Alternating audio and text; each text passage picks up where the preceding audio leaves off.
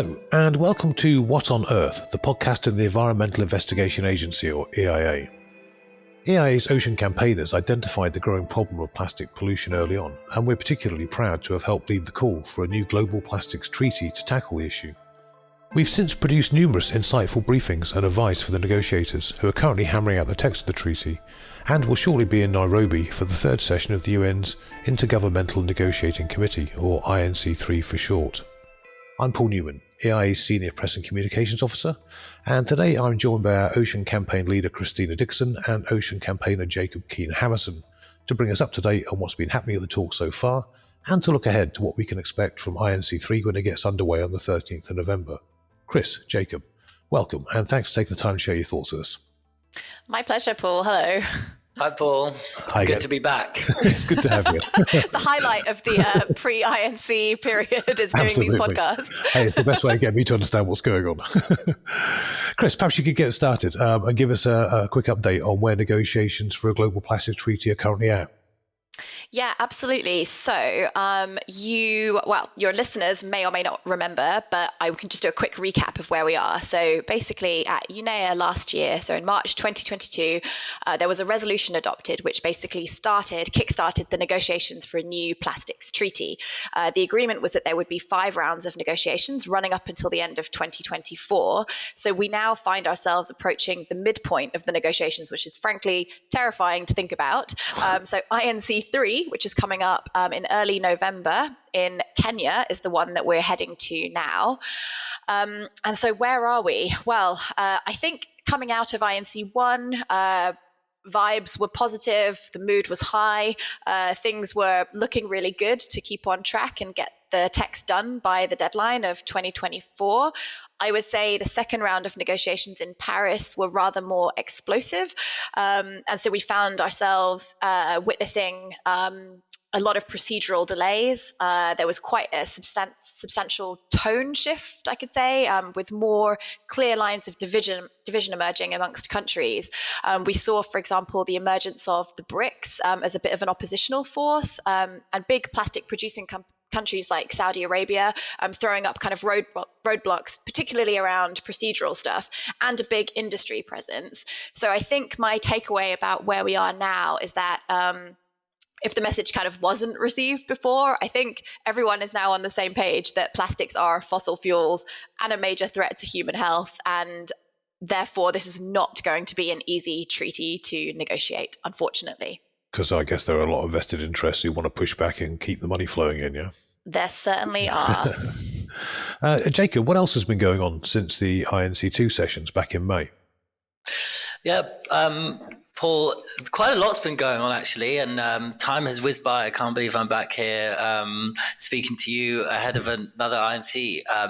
But just like last time, there was an opportunity for stakeholders and countries to make submissions to the process to inform moving forward. So this was a number of submissions on what intersessional work, so the period between the INCs, what work should be undertaken then, what the scope and principles of the treaty should be, and as well as kind of what further thinking on issues that we didn't get to discuss at INC2, because as Chris mentioned, there were these delays. So there was a kind of condensed negotiating time to talk about matters of substance. So they had to open that up into the intersessional period. Other things that have been going on, there's been stakeholders putting on intersessional events. There was recently a global plastics summit, which EIA attended, and there's a lot of discussion about the treaty.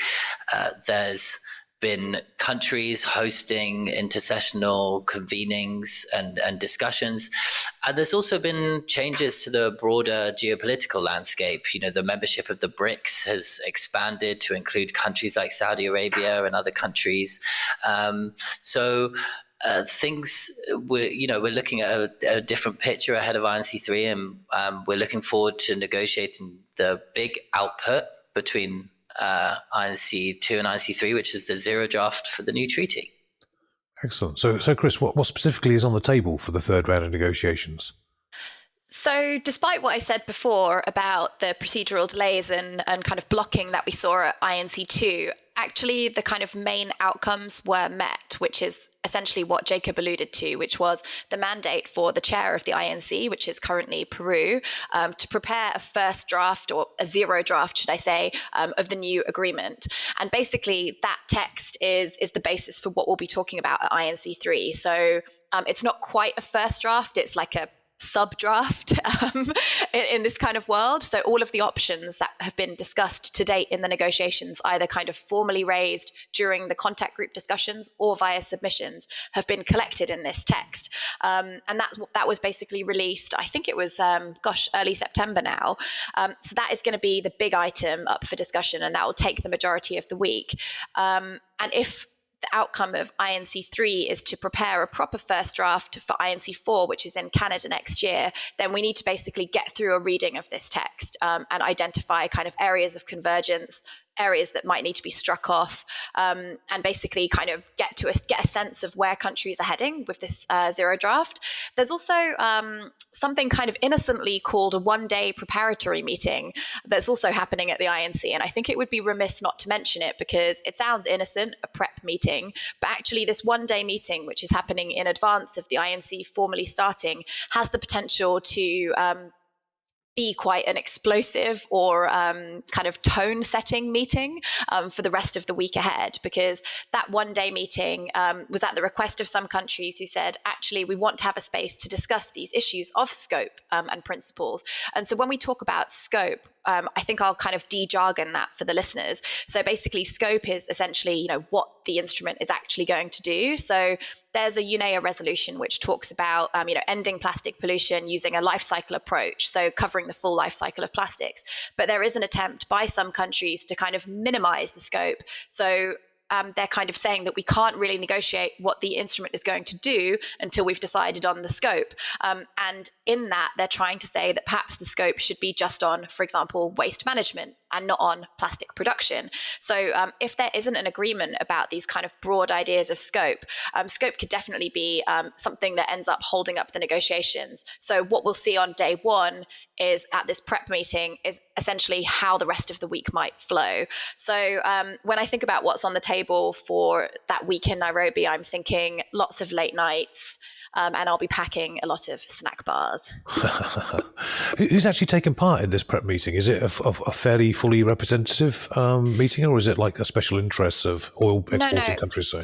Yeah, so it's basically, it's like everybody who's attending the INC will also be attending this prep meeting. So it's kind of like an unofficial official event that will be sort of run in the same way as the negotiations are otherwise being conducted. So it's going to be quite interesting. I think there's a lot of conversation amongst delegations around, what's going to happen at that meeting. And I think it's a little bit a litmus test for the vibes for the rest of the week, and hopefully isn't going to be used as a kind of tactic to derail the rest of the negotiations. Absolutely. Well, speaking of which, Jacob, Chris mentioned that INC2 was somewhat hampered by procedural delays. Can you tell us a bit more about what the problems were? And I guess also, what do you think might be the biggest risk to INC3 making good progress on the back of that? Of course. So I'm going to try my best to make this as interesting and as simple as possible for the listeners. So what caused the delays were the rules of procedure for the negotiations. So what are the rules that the countries agreed to the negotiations that provide the kind of guardrails? So and what it ultimately came down to was the issue of voting. So it started off with the rules of procedure that were agreed at an open-ended working group in Senegal in advance of the negotiations had one area that was left open, which was the modalities of how to vote on issues. So it was about whether or not the EU could vote as a bloc, whether each individual EU countries could vote individually. So this was left as an open question. And when the some countries that were perhaps seeking to delay the process, they started to pull at this thread. And this thread kind of unravels to, well, if we can't agree on how we're voting, can we agree if we should vote at all? And should we make decisions by consensus? And while consensus sounds like an excellent way to make decisions, so every country is on board, purely making decisions by consensus means that any one country can block a decision. So ultimately, the ambition comes down to the lowest common denominator. So this issue just went on and on at INC2 about how we should vote. And the resolution was for countries to essentially agree to disagree about how the rules of voting should be applied, with some countries saying consensus must be made and be the decision making, and other countries saying voting is important, not only to be able to make decisions, but also to achieve consensus, because the sword of Damocles of the vote that hangs over really does encourage people to come to a kind of consensus middle ground decision. So really, that was the issue that blew up INC2 for several days. And when we think about what the risks are for INC3, we can certainly say that the fact that there is this constructive ambiguity, as they call it, actually doesn't solve the problem. It's been kicked down the road and can come back at any time. However, countries might be expecting that to come right back up. So when we think about what the risks for INC3 are, we need to kind of start to get in the heads and imagine if we want to be start to delay the process, what might we do? So Chris also mentioned the issue of scope and principles. And if countries can't agree on the scope, how do we start to negotiate? That presents a potential risk. And three other risks, that I could imagine that could come up would be the zero draft isn't accepted as a basis for negotiations. A lot of countries have come out that this is a great first step, but we just don't know. And we really hope that that doesn't happen. And secondly, there is the risk of the text just becoming far too bloated for it to become a workable document for in between INC3 and INC4 for us to get from a zero draft to a first draft where we can really start looking at the text and the legal obligations of the treaty. And then finally, what's really crucial is that we get a good mandate for intersessional work. We only have 2 more INCs and a lot of work to get to. So we really need to agree on what we're going to do in between the meetings in Nairobi and Canada, and then on to South Korea. So the intersessional mandate is crucial, and if we don't agree that, it could really delay progress. But of course, it's important to remain hopeful, and I think everyone who is seeking to end plastic pollution is going to be pulling in the direction to make sure these risks are totally mitigated. Thank you for that. Now, you both mentioned the zero draft, which I gather is the prospective text likely to form the basis for negotiations. Given that this is the main document up for discussion in Nairobi, how do you feel about its content, Chris? Yeah, so I think it is a good basis for starting discussions. I think given everything that you've just heard, the chair had a really challenging task of pulling together information to populate this zero draft. There just wasn't a lot of time for substantial exchanges at INC2, meaning that he was reliant on, the conversations that did take place plus the submissions. So I think that it's got all the kind of meat there. But as someone much smarter than me said, it's a document that contains all of your dreams, but also all of your nightmares, right? It's a kind of smorgasbord with an option one. An option one sounds really great, strong binding control measures on, reducing plastic production, for example. But then it also contains, an alternative option, which is essentially, voluntary in nature or completely subject to, nationally determined obligations. So, you have kind of on the one hand, a sort of more Montreal Protocol type obligation, or on the other hand, a more Paris Agreement style thing. And I think we're pretty much agreed at EIA and amongst civil society and many governments in the world that we really don't want a Paris Agreement for plastics. So we need to really go for the kind of option one, strong, legally binding provisions. And the zero draft does contain a lot of that content to work with. So in that regard, there's a lot that member states can now draw on to kind of flesh that out and develop a little bit more specificity when it comes to advancing to the first draft. I think from our side, when it comes to the kind of EIA priority topics, we were really happy to see that there are options for controls on primary plastic production and also chemicals and polymers of concern. These are kind of really critical issues without which, ending plastic pollution is just just not going to be possible. So of course there's work to be done to improve that text, but the fact that it's there is a very good start. Similarly, there are other things like specific language on the role of reuse systems in helping to kind of deliver some of those production reduction options. That's a specific tool that can increase reuse and mean that you can ban and phase out certain plastic products and kind of replace them with reuse systems. So it's a real articulation of the kind of how of plastic production with those kind of demand side options as well. There's a standalone provision on fishing gear, which needs significant improvement and definitely needs to be moved out of the waste management section. But for us, fishing gear is a really specific problematic source of plastic pollution. And there's nowhere else in the global regulatory environment that deals with fishing gear adequately. So, the Plastics Treaty represents a kind of once in a generation opportunity to really tackle fishing gear effectively. So if that language could be tweaked and improved, that's really great. And then, there's some really good options on the trade in plastic waste, some good stuff to work with there. And also on finance, specifically the reference to a dedicated multilateral fund, which is something EIA is really keen on. At the same time, there's a lot of information that's missing in the zero draft. So there's a lot that's kind of open for interpretation. Specifically, quite basic stuff around the actual legal structure of the document and the treaty, how the treaty will actually work. What are the kind of specific legal provisions or the kind of institutional setting through which these obligations will be delivered, and what is the role of the Conference of the Parties? Because similar to this terminology, you might be familiar with from the climate space. There'll be COPs in the future, and those COPs will be tasked with doing certain things to, for example, update guidance or update targets, manage the kind of reporting of how countries are actually doing when it comes to implementing the treaty. So that kind of role of the COP certainly needs to be clarified.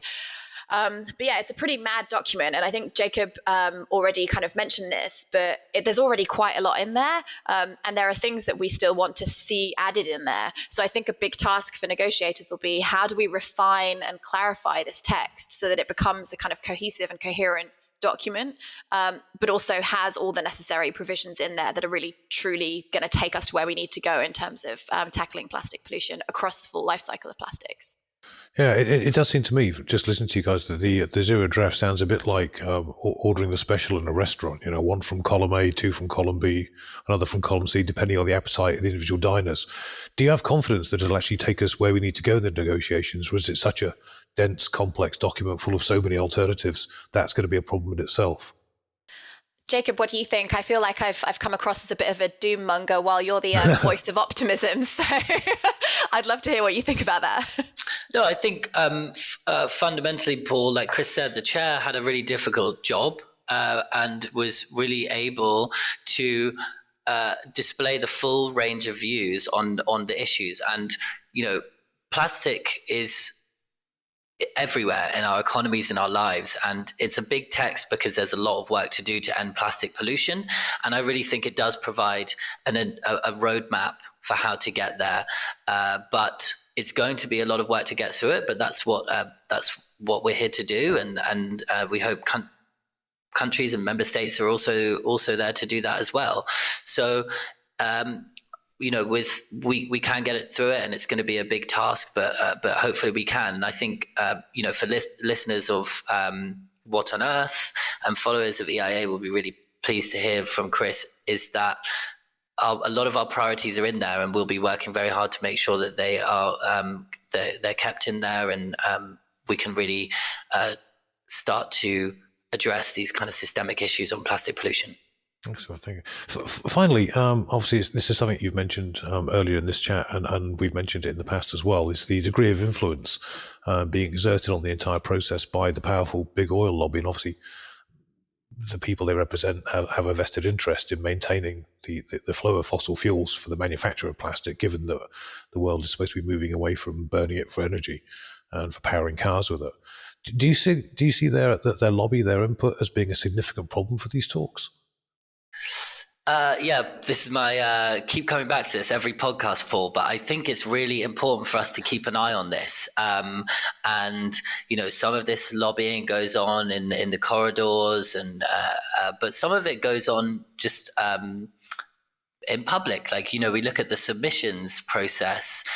There were submissions made by observer organizations and trade groups representing the industry, representing, over 190 corporations, and many of them we don't actually know the full membership, so it could be more, that have actively made submissions that are seeking to either actively limit the scope of negotiations or focus the work downstream.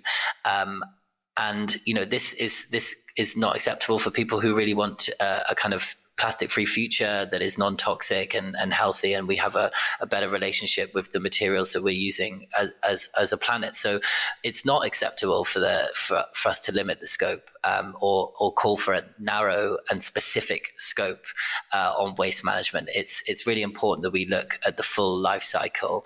But I would also say, again, not to be too doom-mongering, the intrigue and interest of these actors in this process is because they can see that we are making a compelling and convincing case that we need to address plastic production to end plastic pollution, and their interest to try and limit the scope is because what environmental groups and everyday people are demanding is a kind of new relationship with plastics that is healthy, non-toxic, and does not harm our planet, our health, and biodiversity. That's great, and a suitably optimistic note to sign off on. Chris, Jacob, thank you very much for joining us today. It's been a pleasure to have you both, and obviously come back afterwards and let us know how it went. Thanks, Paul. Looking forward to it. Yeah, thanks, Paul. I'll age probably 50 years during the next month, but I'll catch you up when I return. Well, hopefully you have plenty of good news for us. Now, if you've enjoyed listening to this podcast, please watch this space for future episodes and check out our website at eia-international.org to find out more about our work. Thanks for joining us today, and wherever you are, stay safe out there.